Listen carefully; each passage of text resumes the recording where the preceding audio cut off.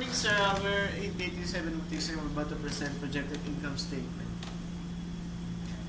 So before going into the first projected income statement for the first year, the info that the location of the projected income statement will be in Quezon City, specifically the Corporate 101 building in Mata Ignacio Street, Barangay South Triangle. Now, the assumptions for the best case scenario is that the business will have a penetration rate of 0.445%. The most likely case will have a penetration rate of 0.25%, and the worst will have a 0.1. Now, these values, the penetration rate is given this value due to the fact that the size of the population of Quezon City, even if we narrowed down the population to District 4 or the general area or vicinity of Corporate 101 building, it will still have a large population. And therefore, due to the large size or the broad size of the market, the business had to reduce the value of the penetration rate, or provide a value of the penetration rate in this this step. Now, for the best case scenario, for the year 1 of the best case scenario stated, the sales of August 18 will have 126,780, while the cost of goods sold or the COGS will have a value of 76,065.74. And the rest are the fixed cost.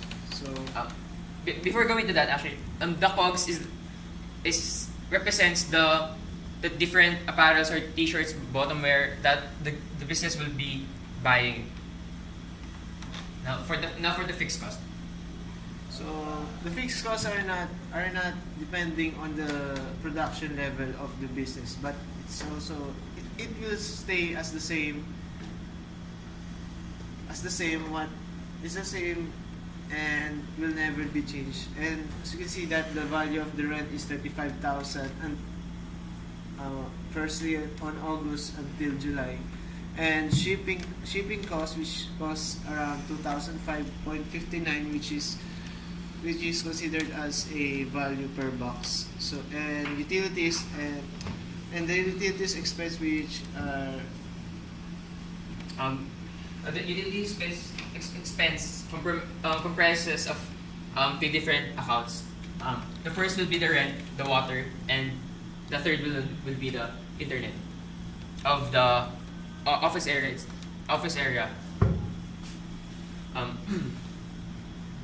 Now for the salary, the group is planning to pay the worker the minimum wage, and there will be only one employee, which will be the person who will be acting or attending the store, acting as a cashier. So if that's the case, how did you come up with the sales? Now the sales is based on the prices of different prices, selling price of the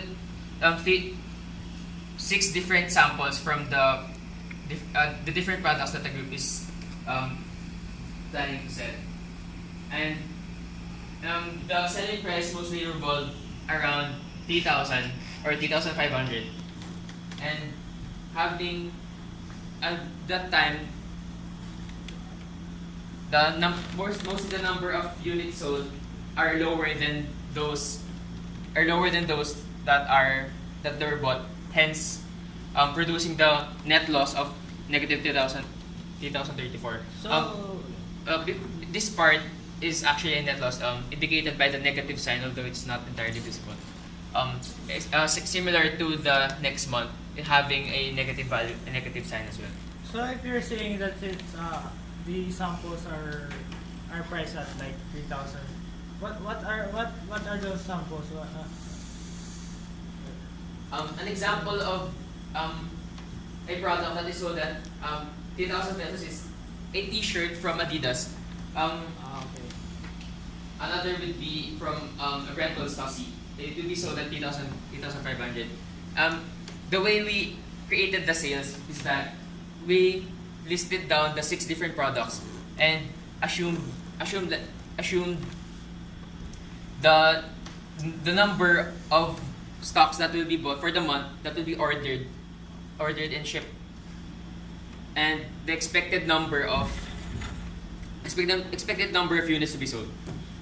And for the enlightenment of your question, that if you will notice that the prices of the product are so much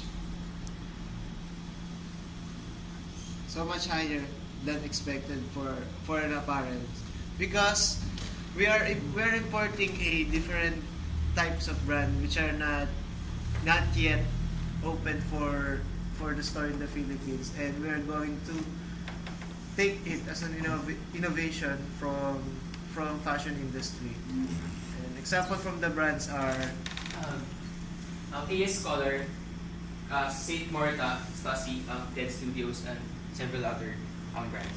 So, They're not exactly, they're not in a sense entirely unavailable in the country, but these are these brands are excuse me. These brands are not locally available. You cannot find most of them. You cannot find in stores. Sometimes you'd have to go to different online stores to avail these products, and therefore giving us the opportunity to increase the price. I have a question on the rent. On what commercial space are you planning to put it? I find it so expensive to have a rent like 35,000 a month. The rent of the places is a 64 square meter area. What the reason that why it is expensive is that first, the front of the store is glass, meaning you can see the insides of the store, which perfectly fits what the business needs. It's that what is that the customers would have to see the different products, therefore enticing the different possible market for entry. Mostly that's one of the reasons why it has a large value. But the second reason is that the location itself is located around several other commercial areas as well, and it is a passageway for different. The road near the building is passed by different vehicles, public vehicles, and most of the traffic would come from people going from Manila to Quezon City. That traffic and foot traffic as well is what is assumed by the proponents that is the cause for the increase in value or the value of the rent. So, I noticed that you have an expense for shipping. So, what kind of courier service are you going to? The shipping that the business will use is that it will be a box. Balikbayan box. In that sense. And the way it acts is that you'll pay this fixed price for a box, and whatever fits you put. So regardless if you're only gonna put a single shirt, it would still cost this much. So that's the downside of it. But the upside of it is that if you can fit a several product, and then you still pay that fixed amount. So therefore, it is why we chose that shipping. So, ano ang shipping ngayon? shipping is will be using Like, is it LBC? Is it no, DHL? it's not a courier service at all. It's like a shipment coming from the airlines of the airports in Australia, and especially it is in Sydney. So there is a high possibility of delaying the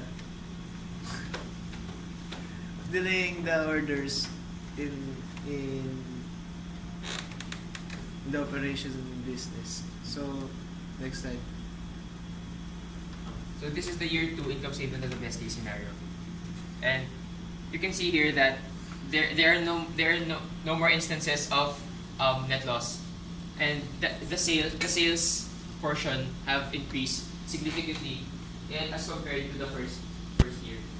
Now, the increase in sales, although it slightly varies that in the sense that in August 2019, as in September 2019, the sales dropped, although it remains in that range, the 200,000 or 200 to 250,000 range, or 220 to 250,000 the assumption here is that there's already brand awareness, although not in its entirety that it's the in a sense go-to store of the people, but it is having enough customers or sales in the given month.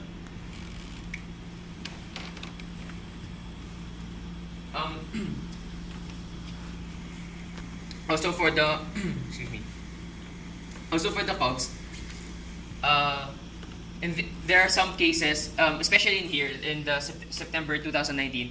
This is an example of the possible case of the clothes that are not sold are there for stock, and the strategy of the business in that case is that if the demand does not change, or there's no big or dramatic change in the demand, the business will import less or will buy less products, and it would use the products that were not sold instead of buying new ones, and therefore reducing the COGS or reducing the cost of the business. Bakit tumaas yung shipping mula? Like, in the shipping, why does it increase in October? The increase in shipping is based on the number of boxes that will be bought, and each box would cost 2,000.59 pesos, and therefore in this part, the business would need 2 boxes to ship the clothes to In short, the items that need to be shipped are much more like. well, kumbaga parang makompensate yung, kasi 'di ba bibili na kami ng mas maraming damit, parang ganun. So, therefore, hindi na siya magkakasya sa isang box, parang. So, we'd have to buy 2. Actually, it typo error to actually. Since year 2 na nga, this is still pa rin 4,000 pa rin to. Actually, the items from August and September will fit into a 1 box of balikbayan, and it is not. As you can see, To actually explain that this part, the year 2, that the shipping cost is reduced for the first 2 months of the second year. In a sense, kumbaga yung mga excess clothes or yung mga excess stock from the previous year, yun yung parang ibebenta, kumbaga parang clearance sale in a sense, na yun nga yung strategy. Nakatambak na sila, and kasi sa previous years ang nangyayari is as much as possible yung brand new yung binebenta namin, and therefore for example a stock na order sa September and hindi pa rin siya nabibili hanggang November or December, we usually set them aside, and yun nga yung plano namin na kumbaga parang gawin mo na clearance sale in a sense, tas yun magkaka-discounts and etc. So dahil nga yun yung stocks namin, yun yung stock namin, bababa shipping kasi mas onti yung kailangan namin orderin. So, would you classify it as a mixed cost or a variable cost? Though mixed costs will vary if the production volume will increase or not. But on that case, the production volume are not in concern by its shipping cost.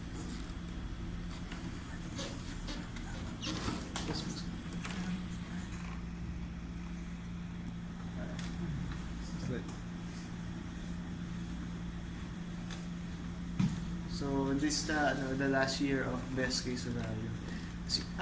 In summary of this statement, we assume that the first year data will be doubled by the year 3 of the business operation.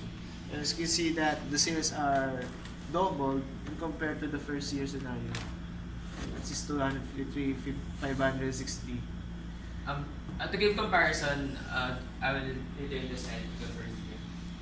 And as you can see here, 193,000, 200,000, and the ones from the third year have a value of 250, 380, 400,000.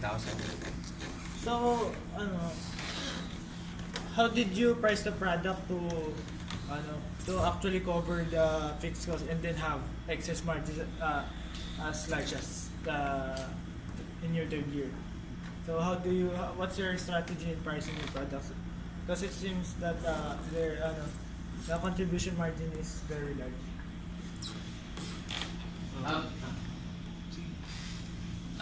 Actually, the way we price the products is more of the fact that it's available. We're giving availability to this product that is not commonly in here, and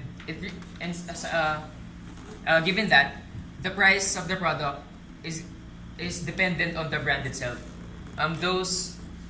Actually, the business is using the mentality of Filipinos that a branded product or a product from a different country is of higher value or of quality, and therefore it depends on the subjective view of the people from that particular area of a brand. We give that's the way we price our product. For example, a product that is especially common in USA or Australia, we give higher value than those brands that are somehow considered to be mediocre. Or Now, what I'm asking is, how did you mark up? So, what's the percentage of that markup? On your examples earlier, like the merchandise, like the apparel. So, for your example, how much will you, in what percentage will you mark up the product? We mark up the product for an average. we mostly increase the product by 40% or marked it up by 40%, 50%. Some having higher percentages, actually like 60%. Similar to the case of a product that is that has a price of that has an ordering price of less than 2,000 and priced it at 3,000. What we aim from the beginning is that at least from if the initial stock or the first stock of the first year, the first month of the first year would that cost around 43,000. At least we try to have 30,000 or ano ba? Parang 30% may 40 dun sa yung income, yung net income as compared dun sa or yung sales as compared to COGS, I mean, is that at least 30% siya, like 60 or 70% lang siya ng sales, kumbaga parang kasi naman parang medyo check din naman, medyo trial and error, etc.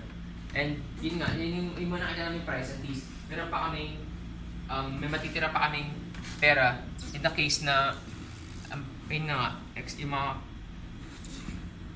mga increase in shipping, ganun. Lastly, parang pare-pareho kasi yung salary. Wala ba kayong assumption na hindi tataas yung salary? And yung salary. We're not planning for increase of labor force because first of all we're more focusing on online shopping, and we're not actually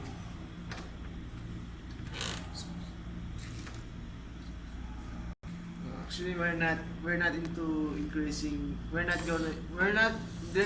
don't have a plan on increasing our salary. But what if there's like a new law that's passing that the minimum wage is going to be higher? Syempre, therefore, tataasan talaga namin yung, We need to adjust. yung salary. Pero, ang assumption kasi namin, or, kumbaga, we're not assuming a foreseeable increase in the minimum wage. And actually, hindi naman siya masyadong skilled labor kasi, yun nga, magka-assure ka, therefore, minimum wage na. If sige, magkaroon ng change, then we increase according to the law. Pero, we're not expecting a foreseeable increase in the minimum wage. Guys, question! Questions? Wala. Questions? Wala na? Okay, next. We're going to. Now, for the most likely scenario, this is actually a typo. A problem with the R markdown. This is supposed to be the year one of the most likely scenario of the income statement. So as you can see that the difference are the units sold are much fewer than the best scenario, and for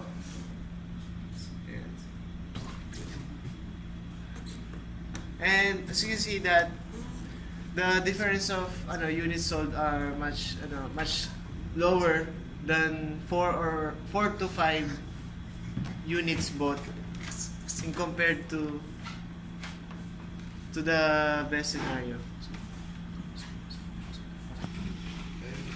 And Hindi magbago.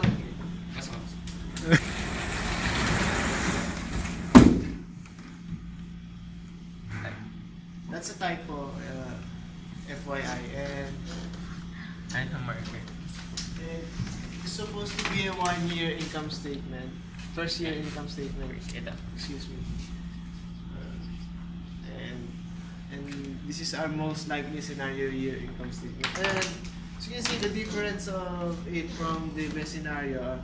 We're just assume that there is a few products that are not yet sold, and it ranges around 3 to 4 or 3 to 5 products who are considered to be as stocks or remain in our inventory level. So this is our first year income statement of most likely scenario. As you can see that the sales decrease gradually compared to the best case scenario. And Actually, unlike sa best case scenario, sa second month walang net loss kasi somehow dun sa COGS, yun yung naging reason. Kasi since mas malaki yung amount na ordered dun sa yun yung nagdala ng net loss ng second. from our 7-year most likely scenario,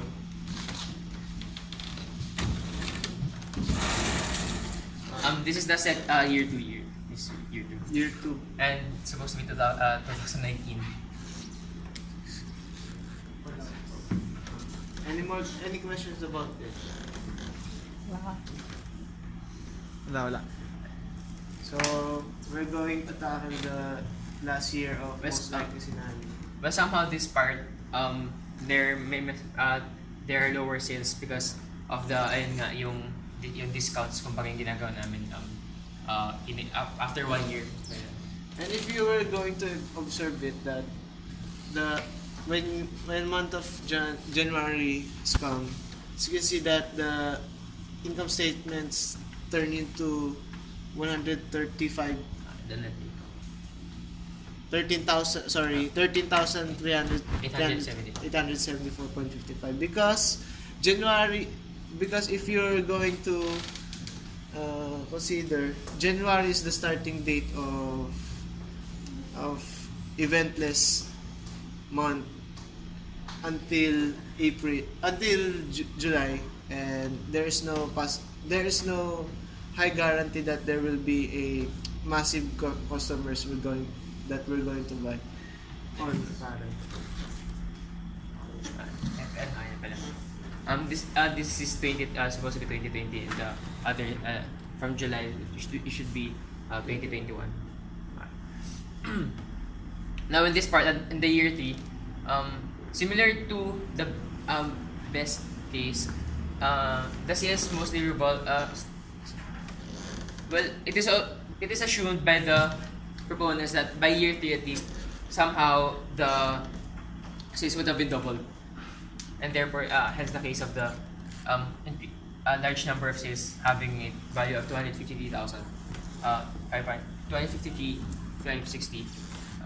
What is assumed by the proponents that would increase the sales for both cases of most likely and the best case scenario is that it's the brands that we put up, the brands that we try to introduce have gained enough awareness, and since the availability of these products are revolves around 1887 boutique, and therefore that would be the reason for the increase of our sales. So we're going to tackle up the last foremost, and that is the worst scenario. For the worst case scenario, actually there are large cases of net loss, indicated are shown by the month of August, September, November, March, April, May, and July.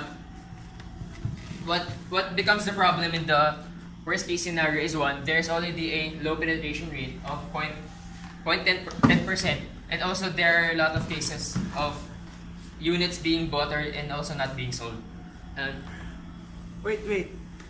I think the net income for your first month is similar to the best case scenario earlier. So how come that it's the worst case scenario? Because, but the net income is similar to the best case. Because we assume that there is no certain adjustment from the first month of operation, because we're just starting to store some supplies or stocks in other way. And we're somehow we're still trying to assume that for the first month we're still going to import these number of products, and the number of units sold are still the same assumed because of the one. This would be the so-called parang awa sales, in the sense that these sales would mostly come from people of we have disposition in that sense. So you assume that whatever the scenario in the first month, the outcome is the same. Somehow, or at least not, if not the same, somehow it revolves around this. But we're still expecting a net loss for the first month because of the expectation that not all products that are bought will be sold. Although somehow we're expecting that the number of units sold revolves around a certain value. And it is somehow, if you're going to observe, starting in best scenario up to worst scenario, the values are much nearer as unexpected, because we assume it in a real manner, and we're not actually trying to be assuming enough from stating